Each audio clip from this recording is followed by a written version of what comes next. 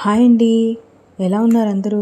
ఇవాళ నా ఫేవరెట్ చామదుంపల పులుసు ట్రై చేద్దాం. ముందుగా అందరికీ తెలిసినట్టే నూనె వేయాలి. అందులో ఉల్లిపాయలు, పచ్చిమిరకాయలు, కరివేపాకు వేసేసి కొంచెం లైట్గా ఫ్రై అయ్యాక అందులో అల్లం వెల్లుల్లి పేస్టు, సాల్ట్ వేసి కొంచెం ఫ్రై అవనివ్వాలి. ఆ తర్వాత ఉప్పు, కారం వేసేసి దాంట్లో ముందుగా బాయిల్ చేసి పెట్టుకున్న చామదుంపలు వేసేయాలి, చిన్న చిన్న ముక్కలుగా కోసి. ఆ తర్వాత కొద్దిగా నీళ్ళు పోసి ఆ మసాలా మొత్తం దానికి పట్టేలా ఒక 5 minutes కుక్ చేయండి. ఈలోగా చింతపండు రసం తీసి దాంట్లో యాడ్ చేసుకుంటే అది బాగా బాయిల్ అవ్వాలి. ఇప్పుడు మన కన్సిస్టెన్సీ ఏదన్నా కొంచెం జారుగా కావాలన్నా, కొంచెం థిక్గా కావాలన్నా వాటర్ యాడ్ చేసుకోవచ్చు మనం.